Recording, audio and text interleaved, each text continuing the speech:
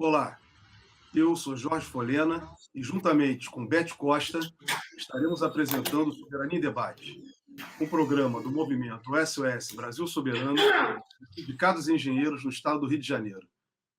Beth, com quem nós vamos contar para esse programa de hoje? Bom, hoje já está aí na tela, nós vamos conversar com o Zé Dirceu. Zé Dirceu é mineiro de Passa Quatro, formado em Direito e é considerado um dos maiores estrategistas da política brasileira. Tem uma história que se confunde com a própria história do Brasil recente. Ele foi líder estudantil nos anos 60 e fez o combate ativo à ditadura militar. Foi preso, exilado político no México e Cuba, depois de ter sido trocado pelo embaixador americano Charles Elbrick. Nos anos 70, ele viveu clandestinamente no Brasil e na redemocratização ele voltou à vida política, foi uma vez deputado estadual e 3 vezes deputado federal, a última vez em 2002, e quando ele se licenciou para assumir o cargo de ministro-chefe da Casa Civil do governo Lula, primeiro governo Lula. Apesar de uma vida de acusações e perseguições, Zé Dirceu continua sendo uma das maiores referências políticas brasileiras e tem uma visão estratégica do Brasil a partir de uma análise bastante acurada da realidade. Então, Zé, baseado nesse conceito, que não é nosso aqui, eu acho que é de muitos analistas políticos, eu queria te fazer a primeira provocação. Você, dentro de uma visão histórica, claro, guardando as limitações de não ter o distanciamento no tempo, mas você faz uma análise bastante importante da conjuntura baseada na correlação de forças. Como você define o momento atual do Brasil? É um momento de, ao mesmo tempo, definições, mas ao mesmo tempo de impasses. Definições porque mudou a conjuntura. Com a presença do Lula, com direitos políticos, o fato histórico mais importante é a suspeição do juiz que condenou o Lula pela Suprema Corte e a anulação dos processos da vara, que era a 13ª. E o início da exposição das vísceras, né, apodrecidas da Lava Jato, inclusive da ação ilegal e inconstitucional dos procuradores da Lava Jato. A presença do Lula muda a conjuntura política porque ele tem um partido político nacional, que é o maior do Brasil. Há uma crise profunda no PSDB, no DEM e no MDB. Há um fortalecimento da direita, seja o PRB, seja o PL, seja o PP, seja o PSD, com diferenças, com nuances que sustentam o governo Bolsonaro, apesar que o MDB, o DEM e o PSDB também sustentam a agenda econômica, mas não a política, vamos dizer assim, obscurantista, fundamentalista religiosa, autoritária do Bolsonaro.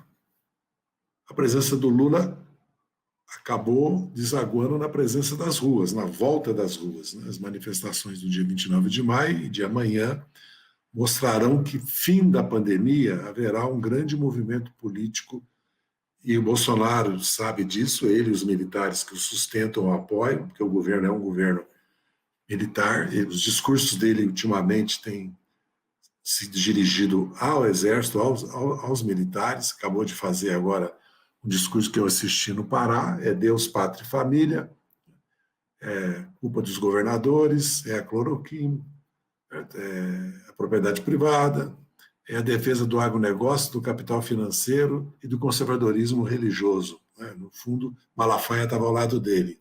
Ele vai apelar a Deus, né, para tentar vencer as eleições. Esse é o fato novo, que vai definir no cenário político para 22. O fato, a indefinição, é até onde o Bolsonaro irá na busca de uma desestabilização do país e da inviabilização das eleições ou criar as condições para a fraude. Daí a campanha pelo voto impresso, que só vai servir para fraudar, porque o voto impresso vai abrir milhares de contestações judiciais, né, e colocar em dúvida, a não ser que haja uma diferença de 10, 15 milhões de votos. Né. Então, acredito que esses são um pouco o quadro da conjuntura. Há uma mudança radical, porque o mundo está mudando também. Né? A vitória do Biden, o plano de reestruturação do capitalismo americano, que, no meu entender, dá início a um plano de reestruturação do capitalismo a nível mundial, como depois da Segunda Guerra Mundial, e o cenário da América do Sul, que mostra que esse modelo, essa política econômica que querem implantar no Brasil, faliu, né? Não só faliu, como produziu grandes movimentos populares, sociais, não é caos, anarquia, nada disso, simplesmente a participação popular, ao não encontrar respaldo e resposta nos governos, no institucional, foi para as ruas. Né? Isso não vale no Equador, vale no Peru, na Colômbia, no Chile, na Bolívia, inclusive com a derrota de um golpe, uma vitória eleitoral, né? Com maioria na Câmara e no Senado, além da eleição do presidente, na Argentina, com a vitória do Alberto Fernandes, no Paraguai, com grandes manifestações também. E o Brasil não ficará fora desse movimento de protestos populares contra uma política que, no fundo, é para retirar direitos sociais e políticos dos trabalhadores, né? E para ajustar o Brasil a um capitalismo que eu entendo neoliberal, que está fadado a ser superado por uma reforma do próprio capitalismo, como foi, aliás, depois da Guerra Mundial, foi no retrocesso na era Thatcher-Reagan, que deu essa hegemonia que está se esgotando. E no passado nós temos que lembrar que o capitalismo foi escravocrata e depois a Inglaterra, a Grã-Bretanha, a pérfida Albion, capitaneou a luta contra a escravidão. E foi colonialista, aliás, 2 guerras mundiais por causa do colonialismo, por causa da divisão das colônias, por causa da disputa da hegemonia dentro do capitalismo mundial, né, na época das colônias. Né? E depois, quando ele viu que a libertação nacional ia triunfar, como triunfou na Indochina, triunfou na Argélia, começou a triunfar na África, ele fez a descolonização. Então, não vacilará em se autorreformar. Acho que é uma mudança no mundo, uma mudança na América do Sul, e no Brasil uma mudança, porque o Bolsonaro não vencerá essa eleição no segundo turno. O país está contra ele, a maioria, e as pesquisas são muito claras. Não só as pesquisas presenciais do Vox Pop, da Datafolha, mas mesmo a pesquisa, não sei se é robô, internet ou telefônica, da XP, que é o caso, e vou concluir, que eu já falei demais, com a pesquisa da Oxfam, que é uma pesquisa extraordinária, que mostra o nível de consciência da maioria do povo brasileiro. E que quase não recebeu nenhuma repercussão na grande mídia. Porque ela quebra as heresias. Primeiro, o papel do Estado, do governo. Segundo, que a distribuição de renda, estou, evidentemente, fazendo uma síntese, usando outras expressões, leva ao crescimento, só a distribuição de renda. A maioria quer uma reforma tributária, mesmo de todos os impostos, a imensa maioria dos impostos sobre os ricos, a imensa maioria tem consciência do racismo, né? E da não igualdade, da desigualdade de gênero. A imensa maioria diz que a desigualdade é o principal problema do país, que precisa de Estado, saúde pública, educação pública, habitação subsidiada, porque no fundo é isso que estão dizendo. Se a pesquisa aprofunda sobre lazer, cultura, saneamento, vai encontrar a mesma resposta. Ou seja, o Bolsonaro, que eu tenho repetido, ele produziu consciência política no país nesses 2 anos e meio. Não é impunemente se faz o que o Bolsonaro tem feito sobre o meio ambiente, política externa, saúde, educação, universidade, ciência, cultura. Né? O Guedes não se desmonta uma consciência política que se construiu em 100 anos, e a prova disso é que a votação do Ciro, do Boulos e do Haddad é igual à votação do Lula, do Brizola e do Covas, 44% de voto no primeiro turno. E que o Haddad tem 32 milhões de votos depois da Lava Jato, depois do golpe, depois da maior campanha, né, de descrédito, de criminalização, de incriminar uma liderança e um partido que foi a Lava Jato. Foi o que construíram, usando a justiça contra nós. E 32 milhões de dólares quer dizer que há um bloco social, há uma base social. Ou seja, que quem tem condições de pacificar, reunir o país, dar um rumo para o país que ele já deu, é o Lula. Até pela liderança internacional que está mais do que posta, né? Comprovada agora, depois que ele recebeu aquele habeas corpus e depois da anulação e da suspeição, né? O Lula é recebido, ouvido no mundo todo e pode, de novo, retomar a integração da América do Sul. E tem partido, base social, base parlamentar para suceder Bolsonaro e dar um rumo para o país. Então, eu vejo o cenário político assim, não subestimo Bolsonaro, até porque a nossa direita liberal não encontra rumo, está muito dividida. Programa até que ela tem, porque a Globo expressa um pouco o programa que eles gostariam que sucedesse o Bolsonaro, né? Um anti-bolsonarismo com continuismo dessa sandice de teto de gasto, regra de ouro, privatizações, né? Estado mínimo, porque no fundo é isso. Ainda que eles defendem a educação pública, o SUS, mas há uma outra oposição a Bolsonaro para além das forças populares de esquerda, que é expressa muito pela própria mídia monopolista comercial, né? Que seria expressada no passado, foi pelo PSDB capitaneando uma aliança de centro-direita, ou de direita, né? Que levou a 2 vitórias no primeiro turno e 4 vezes ter quase 40% de voto. Então não era uma força política inexpressiva, que o Bolsonaro partiu, deixou o Alckmin com 4,5% de voto.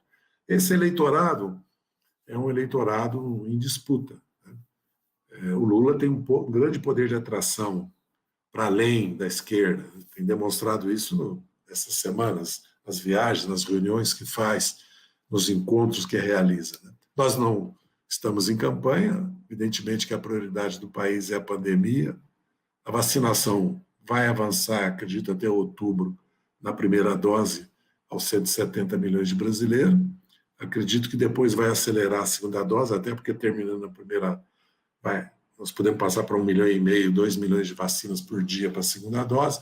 Acredito que nós vamos entrar 22 já com o país vacinado. E eles estão apostando que o crescimento da economia leve a uma mudança do estado de espírito do eleitorado. Não acredito, porque na era Médici o país crescia. Em 74 o MDB derrotou a ditadura, derrotou a Arena, que nunca mais ganhou eleição. Só não elegeu o presidente no colégio eleitoral do MDB porque o pacote de abril mudou as regras e o colégio que elegia os governadores e o presidente. Senão, o MDB teria governado o Brasil a partir de 1999, não o Figueiredo. Sabemos disso. Depois nunca mais ganharam eleição por vias diretas, a Constituinte com as emendas populares, outro país, né? Eu não acredito que nós tenhamos mais 4 anos de Bolsonaro, felizmente. O que não quer dizer que devemos subestimá-lo, até porque a Embaixada Americana pisca, né, para ele e apoiou a Keiko Fujimori abertamente no Peru, abertamente. Não foi só o Vargas Llosa, esse grande, maravilhoso escritor, a vida é assim, né? Que eu adoro ele como escritor, mas que quase que o Fernando Henrique se iguala a ele quando anulou o voto, não votou no Bolsonaro. Ele não, ele defendeu abertamente o voto na Keiko Fujimori, para vocês verem que nós temos que também tomar nossos cuidados, né? Construir alianças mais amplas que a esquerda e, principalmente, apostar na mobilização popular. Sem mobilização popular, não haverá mudanças no Brasil. Zé, obrigado aí, seu esclarecimento foi bem amplo. Eu queria voltar, Zé, exatamente da sua fala aí, tá, para repassar alguns pontos. Inegavelmente, nós estamos vivendo uma grave crise sanitária no Brasil. Acho que o Brasil está numa destruição total. E exatamente você fala do governo Bolsonaro, mas eu diria que após o golpe de 2016, não dá para esconder, esquecer, a ação de Michel Temer e Henrique Meirelles, que foi aprofundado por Bolsonaro e Paulo Guedes. Então, o país vive uma situação agravada pela pandemia, com tudo que está acontecendo. Zé, o Bolsonaro, a todo tempo, ele vem sempre assinalando, vocês estão esticando a corda demais. Todo tempo ele fala isso. Inclusive, um juiz hoje, né, o presidente do Tribunal Superior Militar, repetiu essa mesma ladainha de Bolsonaro. Estão o tempo inteiro ameaçando. O Marcos Coimbra, você citou ainda agora o Vox Populi, escreveu um artigo hoje dizendo que Bolsonaro tem duas chances: se conseguir barrar Lula ou cancelar as eleições.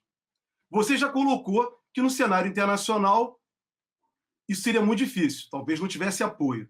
Gostaria de ouvi-lo, Zé, com relação a isso, porque o Marcos Coimbra, na sua experiência, né, de cientista político, de um grande analista eleitoral, diz que é praticamente impossível o Bolsonaro vencer. Bolsonaro. Então, como você vê esse papel e o Lula como pacificador do país? Realmente, eu concordo que... Porque o Bolsonaro não tem oposição só por causa da política econômica, ou da situação social, ou da pandemia. Quando ele ataca a cultura, a universidade, corta investimentos de ciência e tecnologia, ele, na verdade, quando ele se expressa, né, no machismo, né, no racismo, ele vai acumulando oposição, vai ampliando a base. Cada mês, eu acho que ele amplia a base da oposição a ele, porque quando ele traz os militares para a política, porque é isso, ele diz que se trata, os militares não podem opinar sobre política, muito menos fazer. Isso é mundial, faz parte da democracia. Essa é uma questão que não tem discussão sobre isso. Eu não acredito que Bolsonaro possa vencer no segundo turno. Agora, ele vai tentar desestabilizar, porque ele está fazendo dois movimentos. Um, implantar o medo, o terror. Os caminhoneiros, com as motocicletas, com as ameaças, com os militares. Por exemplo, o presidente do Supremo Tribunal Militar não tem que falar nada sobre política, nada sobre o Brasil, ainda mais sendo militar, sendo tribunal militar. Porque os militares são julgados lá. Ou que ele quer que os militares sejam julgados em tribunais civis. Ele não tem que opinar sobre política, muito menos militares da ativa para o governo, e muito menos o Pazuello não ser advertido, no mínimo. Então, nós realmente estamos numa situação, tem uma zona cinzenta aí, muito grave. Certo? Por isso que houve uma aliança tão ampla no país contra o Bolsonaro. Eu tenho insistido. Os ex-ministros de Justiça, de Meio Ambiente, de Defesa, de Direitos Humanos, já fizeram manifestos comuns. O Lula se encontrou com o Fernando Henrique.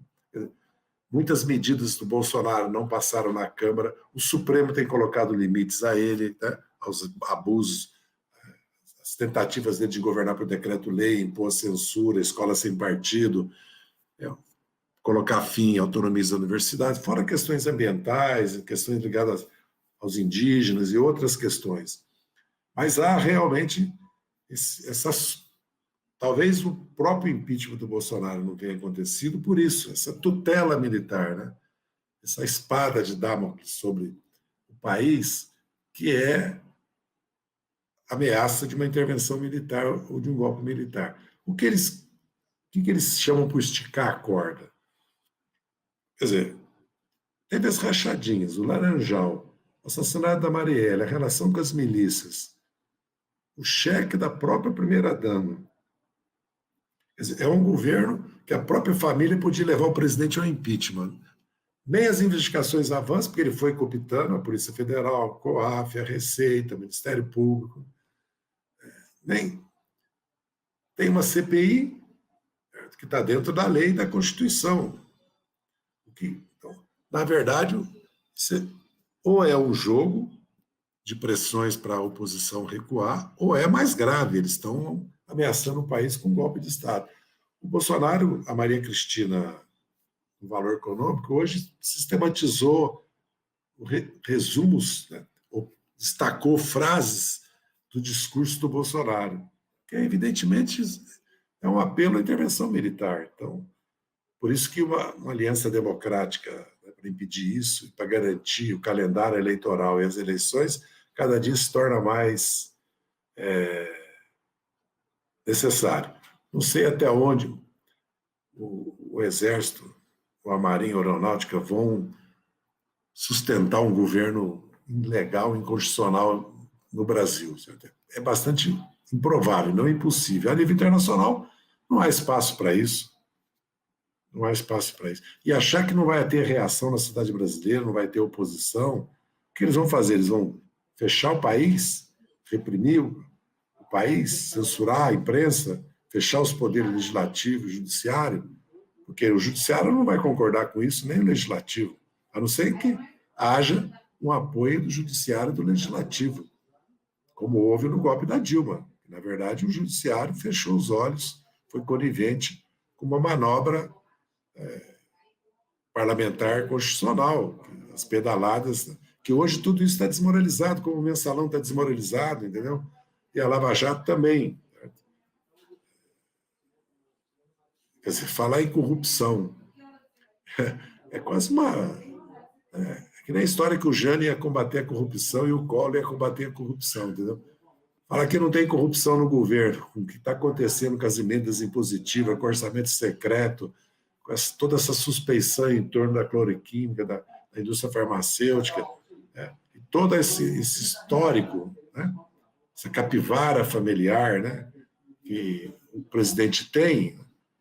Então, é uma situação realmente preocupante, mas não vejo condições políticas para um golpe militar no Brasil. Mas vejo que a mobilização popular, a unidade das forças democráticas, pode sustentar o processo eleitoral até a vitória de quem for vencer e a posse de quem vencer.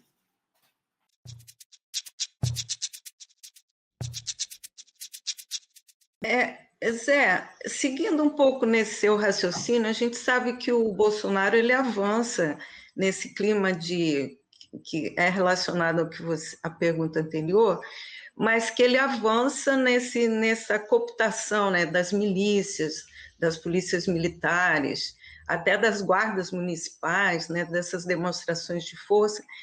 E esse que você colocou, o papel da incerteza para que lado as Forças Armadas vão pender nessa história do Brasil, porque a gente sabe que essa tutela militar no nosso país, ela também é histórica, né? Ela já se fez presente até em períodos democráticos. Você acha que existe uma divisão nas Forças Armadas hoje que poderiam pender mais para essa aliança democrática, para não permitir qualquer possibilidade de quebra da institucionalidade? Veja bem, há 1 ano e meio eu comecei a escrever sobre as Forças Armadas, alertando as esquerdas sobre os riscos que nós corríamos de desconsiderar o papel histórico das Forças Armadas e desconsiderar o que estava acontecendo depois da vitória do Bolsonaro e a confissão pública do Vilas Boas no livro Memória, os artigos que o Mourão tinha publicado no Estado de São Paulo 2 e as declarações reiteradas do Bolsonaro. É evidente que houve uma intervenção das Forças Armadas, voltou a ver a saída dos quartéis, vamos dizer assim. Isso é fruto que não houve, na verdade, uma democratização das Forças Armadas. Não houve, na verdade, nem a investigação, processo, julgamento dos crimes na ditadura, que é o único país que não houve, desde a Grécia, Guatemala, Argentina, Chile, Uruguai, e eles não aceitam. Pelo contrário, eles querem revisar a história para dizer que não houve golpe militar, não houve ditadura militar. A educação nas escolas militares continua a mesma. Isso é muito grave, porque é a Guerra Fria, é o inimigo interno, é o anticomunismo, né? É a deslegitimação da esquerda, do socialismo.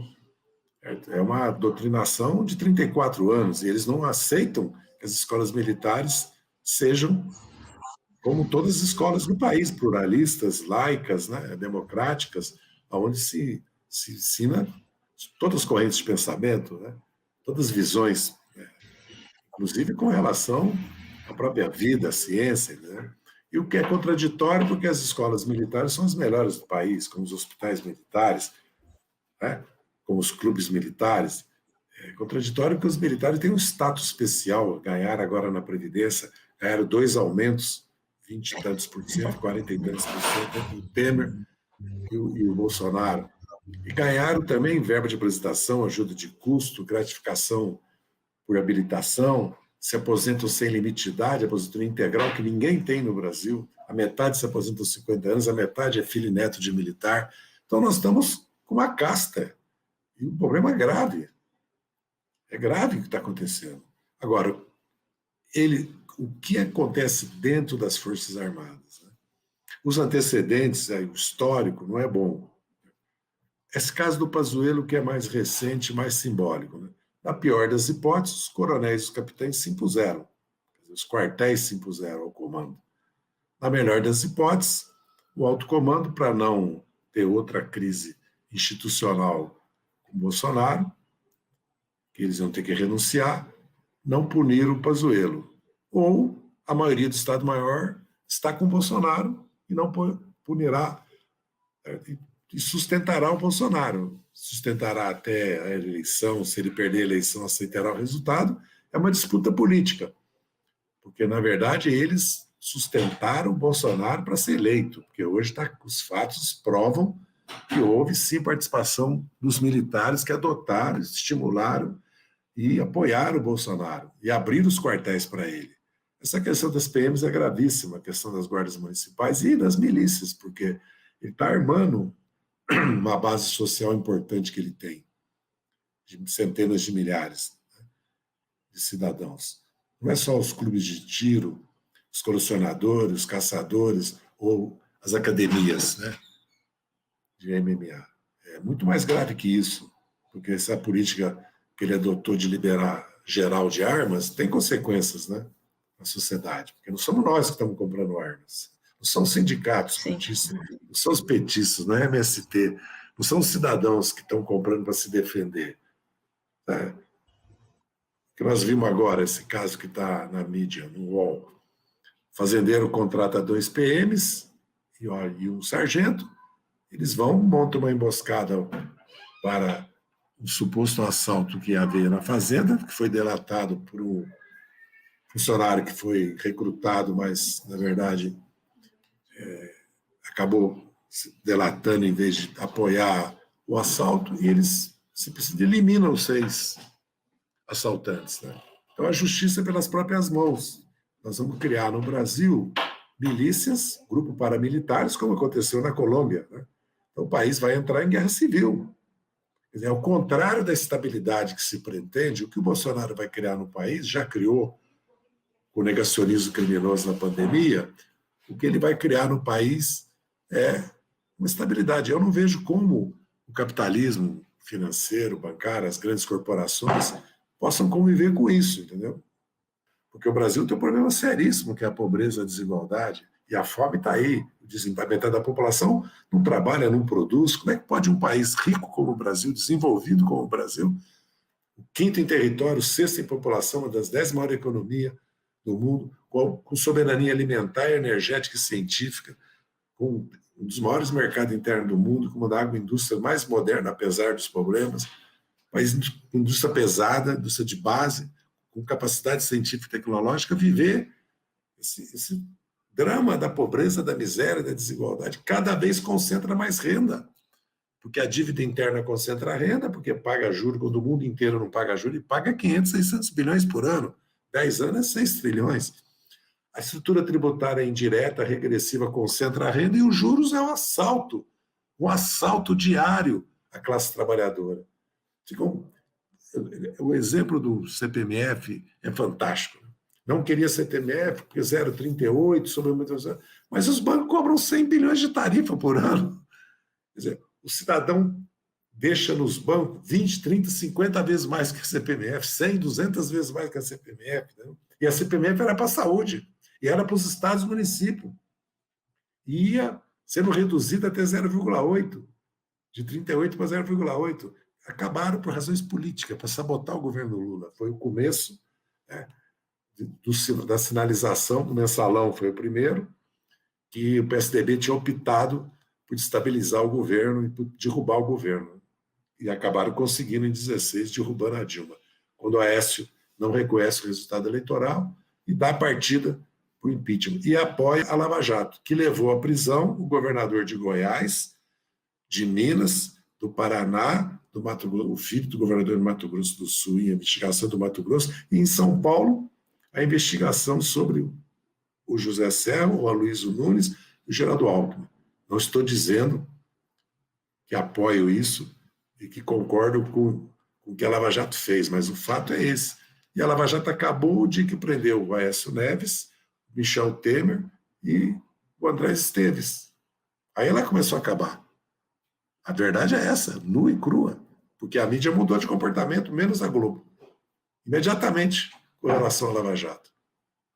E depois, os fatos, né, que, contra fatos não argumentos, mostraram a verdadeira face da Lava Jato, o objetivo dela, desde o mensalão, que é como fizeram com o Getúlio, com o Juscelino, com o Jango, a ditadura ia acabar com a corrupção, né? Imagina, o Jânio e o Collor iam acabar com a corrupção, depois o Moro ia acabar com a corrupção, os procuradores, aqueles santos, né? E hoje estamos vendo quem eles são, iam acabar com a corrupção. Queriam 10%, Zé, toda a cor de leniense. Isso o Dallagnol que falou. Mas, a sua fala deixa aqui muito claro para a gente uma coisa, né? Vai ficando claro. Parece que a classe dominante brasileira jogou no caos para afastar o PT do poder. E esse caos, junto, a Lava Jato faz parte dessa conspiração, levou exatamente esse estado que nós estamos vivendo aí, que é o Bolsonaro, que se alimenta exatamente disso, Zé. Se alimenta do desemprego, né, da violência, da crueldade, como você falou. Mas eu não vou... Eu queria só fazer esse comentário, Zé, abrir esse parênteses, mas a Lídia me pede aqui para eu fazer uma pergunta para você da nossa internauta Cristina Lobo. Ela diz o seguinte, Zé, pergunta o seguinte: como combater o antipetismo frente ao bolsonarismo? Primeiro que precisa ver o que é antipetismo, porque simplesmente o PT é de esquerda e é socialista, né? Que é uma questão, porque existe o antibolsonarismo também. Aí são opções políticas de grandes setores da sociedade que são de centro-direita ou centro-esquerda. Outra coisa é a acusação que o PT quebrou o Brasil ou que o PT é uma organização criminosa, entendeu? E outra coisa é quando você trata dos temas da família, da religião, a chamada pauta identitária, entendeu? Que são nuances diferentes de uma mesma questão. Primeiro, o PT é um partido cristão. Mas salta à vista, né? Foram as pastorais, as SEBs, os sindicalistas cristãos que criaram o PT. Essa história do... Quer dizer, estão falando de um partido que teve origem, né, política, social, ideológica, né, com setores marxistas, setores trotskistas, setores, né, que vieram da resistência armada, que vieram das organizações políticas marxistas-leninistas, mas que eram amplamente minoritários no PT. Segundo, que eu sempre pergunto, né, o PT é uma organização criminosa? Muito bem. Então me responda o seguinte: na tua cidade, na tua região, no teu estado, me diga um deputado no estado do Rio do PT que enriqueceu na política. Um prefeito. Um vereador do PT que se enriqueceu na política. O PT não é uma organização criminosa. O PT, como os outros partidos, o financiamento da campanha eleitoral via Caixa 2 era geral e restrito. O PT tem que se penitenciar, errou por isso? Tem. Mas isso não tem nada a ver com corrupção da Petrobras, que o PT é um partido corrupto. Entendeu? Pelo contrário. Se você olhar a lei da ficha limpa, o penúltimo partido é o PT. Os primeiros é PDS, DEM, Os que mais falam dessa lei estão lá em primeiro lugar na lei da ficha limpa. PT não. Qual governador do PT que mudou de vida? Porque nós sabemos quando um prefeito muda de vida. Posto de gasolina, motel, material de construção, fazenda, casa de 2, 3 milhões de reais, né? Todo mundo está me ouvindo, conhece, vive no interior, em cidades de 100, 200, 500 habitantes, sabe como é que é. Então, nós temos que discutir abertamente isso. Abertamente essas questões. Porque a questão que o PT quebrou o Brasil, né? O Brasil cresceu em 10 anos, criou 20 milhões de emprego, multiplicou por 10 as exportações, mudou completamente a vida de 40, 50 milhões de brasileiros. E depois o país continuou crescendo com o PAC, Minha Casa Minha Vida. Nós construímos 3 grandes hidrelétricos. Imagina se tivesse construído Santo Antônio, Belo Monte e a outra usina lá de Rondônia. Entendeu? Geral, né? E nós que criamos todas essas termoelétricas a gás aí, também foi construída nos nossos governos. Investimento privado e público, mas foram construídos no nosso governo. Então, o Brasil mudou. O governo Lula enfrentou uma crise econômica, a Dilma enfrentou, mas houve uma crise política que inviabilizou qualquer solução para a crise econômica. Houve um aberto local de investimento, uma aberta sabotagem pelo Eduardo Cunha na Câmara, uma pauta-bomba. A obrigação que o TCU fez de devolver, né, aqueles recursos todos. A dívida pública, lógico que a dívida pública aumentou. Com a instabilidade política que se criou no país, entendeu?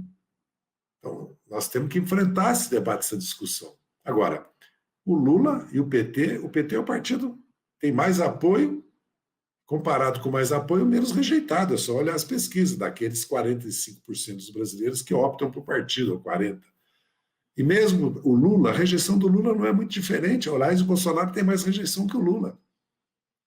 Então, nós temos que... O antipetismo, nós precisamos debater e discutir com a sociedade, né? Tanto mostrar o nosso legado, como mostrar o que nós pensamos do Brasil do futuro. Essa é a chave da questão. O que nós queremos com o Brasil do futuro? Primeiro, nós vamos reverter toda essa política obscurantista e fundamentalista do Bolsonaro, essa coisa ambiental, essa degradação da Amazônia pelos garimpos, pelos madeireiros, pela pecuária predatória, pelo avanço da soja, pelo Mato Grosso. O Brasil não precisa avançar. O Brasil tem 40 milhões de hectares de terra degradáveis que pode ser recuperada, inclusive para biomassa, inclusive para o reflorestamento, inclusive para a produção, né, de alimentos via cooperativas, economia solidária, agricultura familiar. Né? O Brasil não precisa avançar para produzir mais sobre a Amazônia. A mesma questão, a ciência e a tecnologia. Ou nós fazemos uma revolução educacional, científica e tecnológica. O mundo está entrando no 5G, na inteligência artificial. O Brasil mal chegou na robótica. Se nós não resolvermos o problema da distribuição de renda com a reforma tributária do sistema bancário e financeiro, nós não vamos avançar. E nós vamos ter que mudar a agricultura orgânica, a energia limpa. E o Brasil tem eólica, até 25%. Mas o Brasil tem gás. O Brasil tem energia nuclear. O Brasil tem a solar. Mas o Brasil pode pegar... O mundo vai sofrer uma revolução energética e vai sofrer uma revolução na agricultura. Uma revolução ambiental e na agricultura. Por quê? Porque os fundos de investimentos já estão financiando a pesquisa biológica para substituir o agrotóxico. Pode olhar na imprensa econômica. Já estão financiando. Como todas as grandes corporações hoje falam de 4 questões. Meio ambiente, igualdade de gênero, igualdade racial e social, não é isso? Inventaram até o nome, né? ESG, é isso? E faz propaganda na Globo News que você fica atordoado de tanta propaganda sobre isso. O capitalismo está mudando e o Brasil vai mudar. Nós podemos continuar com a mobilidade urbana, com o modo de trabalho, de locomoção e de vida das grandes cidades brasileiras, que qualquer enchente é um caos, o monopólio da terra, a especulação imobiliária, a tributação regressiva que existe. Então, nós temos que pensar o novo, né? E a juventude, porque é o que eu falo, o Bolsonaro produziu uma juventude rebelde, lutadora, que está nas ruas e está nas redes, advogados, economistas, artistas, intelectuais, acadêmicos de 30, 40 anos, centenas, milhares, está produzindo um grande movimento de mulheres, negros e negras e jovens no país. Só não vê que está aí, é isso que saiu na rua. Não foram os sindicatos e nós só, não. Foram eles que saíram na rua. Lógico que nós estamos, como nós somos um grande partido, temos uma base de militantes de 500 mil, como nós somos um partido que temos, né, o Lula tem 30, 40, 50 milhões de votos, nós temos peso nas mobilizações, mas há uma mobilização que independe de nós, contra o Bolsonaro e contra a política econômica, com consciência dela, e mais radical, hein? E mais radical, tomem nota, como aconteceu no Chile. Então, eu acredito que é verdade, nós temos que encarar o antipetismo. Ainda mais que nós passamos de 2013 a 18, 19, sobre uma guerra contra nós, né? Só nós que vivemos isso sabemos o que foi, entendeu? Mas eu não acredito que não seja possível superar isso. É preciso debater, discutir com franqueza e falar a verdade para a população, entendeu? Sobre a situação do Brasil. O Brasil é um grande país. É o país mais rico do mundo porque não tem inverno. Os outros tão ricos como nós somos um continente, nós não somos um país, né? Primeiro, nós somos uma civilização, né?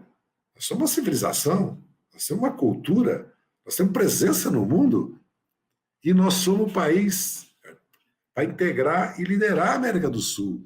E nós temos uma relação com a África Ocidental, com o mundo árabe, entendeu? Nós temos conexão com o mundo, né? Não é só a nossa cultura portuguesa, com a Europa, com a ibérica, ou com a Europa. Nossa origem, né? Italiana, espanhola, portuguesa, polaca, ucraniana, russa, depois coreana, japonesa, chinesa. Nisso nós parecemos um pouco com os Estados Unidos. Então nós somos um país, certo? Que para dar certo precisa fazer o que os outros países fizeram, dar ao Estado o papel que ele deve ter, fazer as reformas estruturais da renda e da riqueza para distribuir, e investir no povo, como o Lula dizia, pôr o povo no orçamento, investir no povo, na cultura, na educação, na ciência, na juventude, apostar, acreditar na juventude. Acreditar que o Brasil é capaz, como o Juscelino acreditava, como o Getúlio acreditava, né? E como o Lula acreditava. Acreditar no povo. Os militares não acreditam no povo, eles dizem claramente que no Brasil é o Estado que garante a unidade nacional, que garante o desenvolvimento do país. Não, quem garante é o povo. Bom, Zé, o PT realmente tem esse projeto de transformação e reconstrução do Brasil, né? Mas nós temos aí um cenário para 2022 que se fala de uma construção de uma frente ampla, uma frente de esquerda, uma frente social. Quem estará do lado do PT ou do lado das forças progressistas para que, eleito Lula, como nós queremos em 2022, ele não vai governar sozinho, ele vai precisar de um parlamento ou com uma maioria parlamentar. Quem estará do lado do PT antes, durante, depois, e como é que a gente pode aumentar a representação desse campo democrático que se transforma em voto lá na urna em 2022? Isso é muito complexo, exige uma engenharia, nós temos experiência, nós disputamos a eleição desde 82, nós ganhamos 4 eleições presidenciais, governamos com maioria até 2014, 12 anos governamos com maioria. 2015 é outra história, né? Porque começa o golpe, na verdade, contra a Dilma. Mas, na verdade, primeiro nós precisamos ter apoio popular, né? Mobilização popular e uma identificação com um programa de mudanças, de outro rumo para o país, com uma ampla base popular.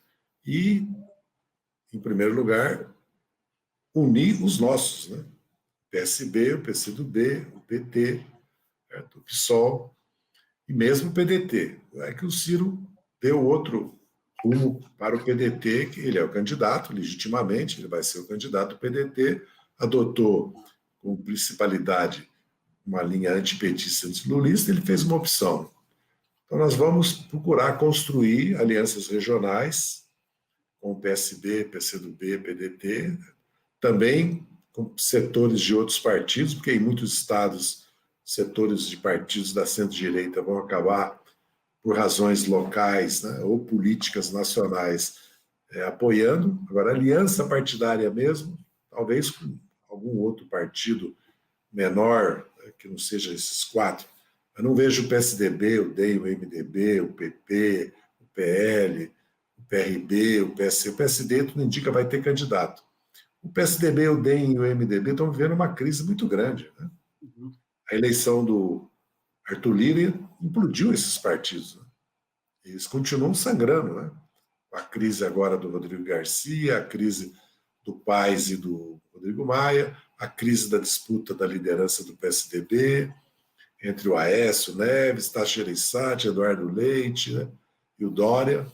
Não está muito claro, o Arthur Virgílio, o que vai acontecer. Não sei se eles encontram, é mais provável que hajam 3, 4, 5 candidatos nesse campo todo aí. O mais provável é que o PL, o PTB, o PP e o PRB possam apoiar o Bolsonaro. E os outros partidos, Patriota, PRTB, porque também está havendo mudança. Ele foi para o Patriota, o MBL saiu do Patriota e está indo para o PROS, entendeu? Porque esses partidos, eles, na verdade, não existem como partidos propriamente dito, né? São siglas, legendas, né? Algumas, inclusive, que fazem aliança na base para eleger deputado, entendeu? Para financiar a eleição de deputados deles, para não dizer que eles se vendem, entendeu? O tempo de televisão e a própria legenda. Então, o mais provável é que nós consigamos fazer uma aliança de esquerda e tenhamos apoio de setores importantes de partidos de centro-direita. A própria viagem do Lula nos encontros está demonstrando isso, né? Que há espaço e campo. Aí vai depender muito, é muito cedo, porque nós, na verdade, até outubro, vamos estar muito mais envolvidos na CPI, na pandemia, na vacinação, na luta política em torno e também na reorganização dos partidos, na consolidação das alianças regionais. Você vê, o Flávio Dino hoje foi para o PSB, aí houve uma certa reação inesperada dentro do PCdoB, a Manuela, o Walter Sorrentino, que tem peso dentro do partido, né? Muitos fazendo manifestações, né, contra essa saída dele, que o PCdoB estava caminhando para uma decisão coletiva, né, sobre fazer uma federação, se for aprovada na Câmara, ou uma incorporação no PSB, né, e acabou dando essa saída dele. Então, acho que está muito indefinido o quadro político partidário ainda, mas a tendência, eu acredito, é que as alianças regionais vão pesar muito. E porque a força do Lula no Nordeste é um poder de atração muito grande. Porque ele tem 70%, 60%, 80% de votos, conforme o Estado. Entendeu? Então, e o PDT, tudo indica também por declarações de deputados, de lideranças, que está começando a ter problemas com o discurso do Ciro Gomes. Né? Mas o Ciro Gomes nós já conhecemos, né? Já são 20 anos de convivência com ele, né? Então, eu tenho o maior respeito pelo Ciro Gomes, às vezes não é recíproca, mas é da vida, né? É da vida. Ô, Zé, nós já estamos há 60 anos na vida política. Estou desde 1965 na vida política. Já, ó. Mas é isso que eu queria aproveitar, Zé. Eu queria aproveitar a experiência. Eu sei, te conheço lá da Maria Antônia. Mas, Zé, eu queria aproveitar exatamente essa sua experiência. Nosso programa está chegando no fim. Infelizmente, passou rápido pra caramba, Zé, a conversa contigo aqui. É que eu falo demais, vocês têm que me cortar. Não, você fala muito bem. Você pontua e nos esclarece do que está acontecendo. Zé, nessa parte final, nessa última questão, eu sei que a Beth queira levantar mais uma outra, mas eu queria que você, Zé, passasse uma esperança para a juventude brasileira. Porque essa juventude é que vai construir o país. O país está na mão da juventude. Essa juventude hoje está desesperançada. Não tem trabalho, não vê nada na cultura, né, que está sendo massacrada por Bolsonaro e por Temer. Então, o que falar para a juventude, Zé? Está nas mãos dela, que depende só dela. E que não há outro caminho senão a luta. A luta faz a lei. Para eles olharem para o Chile, olharem para o Peru, olharem para a Colômbia. A A juventude está lutando. Olhar, aliás, para a eleição do Biden e do Obama, que foi em grande parte o Bernie Sanders e a base eleitoral social dele, da juventude, que deu a arrancada final e pôs aquele voto, senão os dois teriam sido derrotados. E a vida, às vezes, é assim. Né? Você opta pelo menos pior, vamos dizer assim. Então, eu acredito que a juventude brasileira... A juventude brasileira participou de todos os grandes momentos da vida política do Brasil. Poucos sabem que a UNE surgiu na luta contra o nazifascismo para o Brasil entrar na guerra. Não surgiu por causa da luta universitária.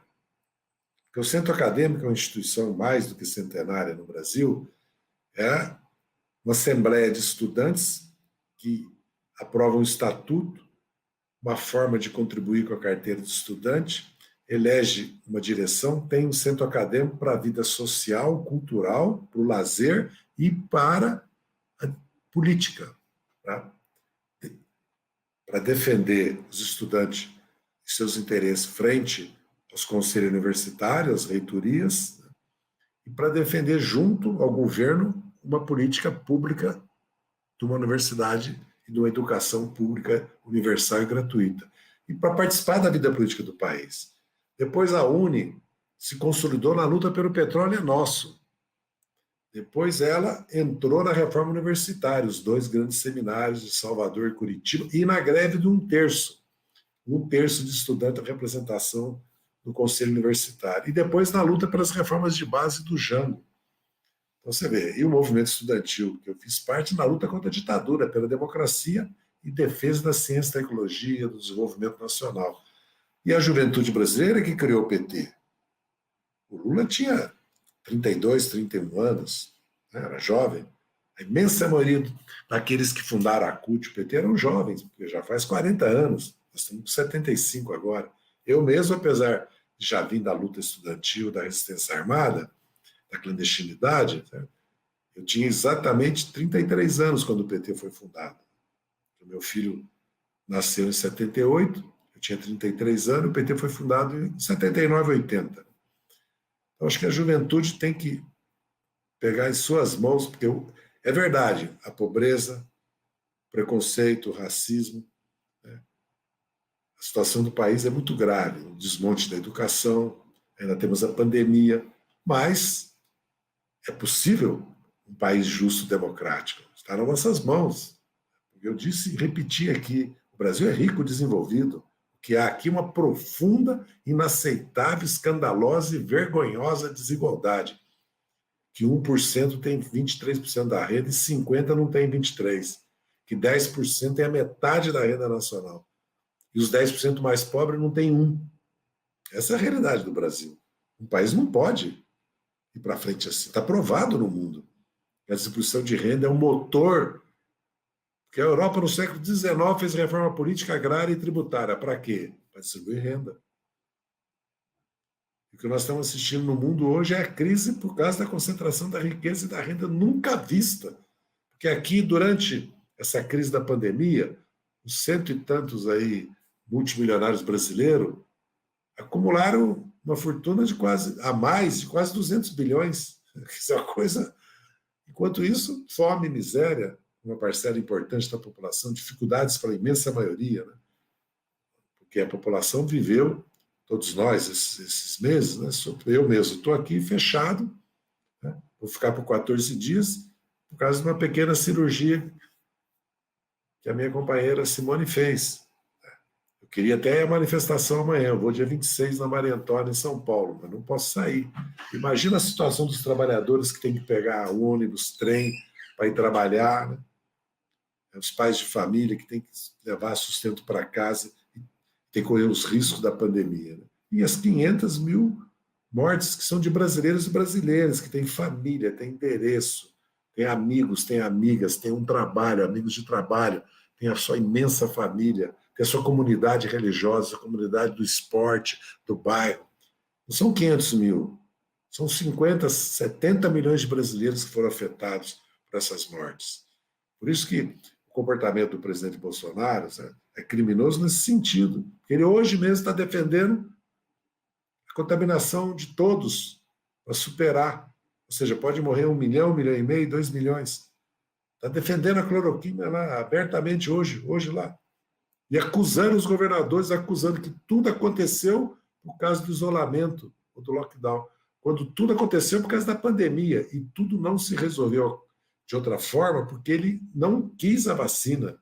Ele é contra. Ele sabotou. Porque ele não quis, quando era necessário fazer isolamento. Porque ele mentiu para o país. Ele traiu o país nesse sentido. Porque não fez o papel dele de liderar, como em todos os países do mundo, liderar o país para enfrentar a pandemia, não negar a pandemia. Tanto é que a maioria da população quer se vacinar. A pesquisa essa mostra isso agora, a pesquisa saiu agora. 2/3 quer se vacinar e 28% já se vacinou. Então a imensa maioria da população quer se vacinar, até para voltar a trabalhar.